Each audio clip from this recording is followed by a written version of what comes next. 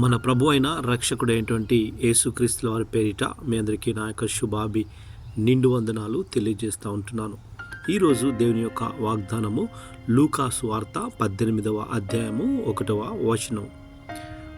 వారు విసుకక ప్రార్థన చేయుచుండవలెను, దేవునికి స్తోత్రం కలుగునుగాక.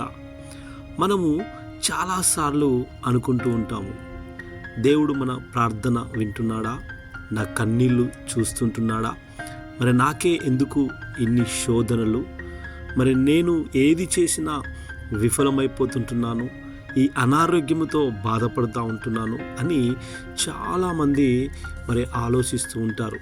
నా ప్రియ సహోదరి సహోదరుడా, దేవుడు ఖచ్చితముగా నీ ప్రార్థన వినేవాడుగా ఉంటున్నాడు.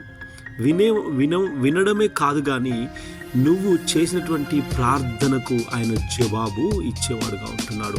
మరి ఇర్మియా 33:3 అంటాడు కదా, నాకు మొర్రపెట్టుము, నేను మీకు ఉత్తరం ఇచ్చేదను. అదే విధముగా మత్తయి సువార్త 7వ అధ్యాయం 7వ వచనంలో అంటాడు కదా, నన్ను అడుగుము, నేను మీకు ఇచ్చేదను, అడిగిన ప్రతి వానికి ఇవ్వబడును అని వాక్యం సెలవిస్తూ ఉంటుంది. అదే విధముగా యోహాను సువార్త 14:14 అంటాడు, యేసుక్రీస్తు యొక్క నామములో నన్ను ఏమి అడిగినను నేను చేసేదను అని అంటున్నాడు. నిశ్చయముగా ఆయన నీ కన్నీటిని చూస్తూ ఉంటున్నాడు, నీ బాధను చూస్తూ ఉంటున్నాడు, నీ వేదనను చూస్తూ ఉంటున్నాడు, నీకున్న సమస్తమైనటువంటి శోధనలను ఆయన చూస్తూ ఉంటున్నాడు.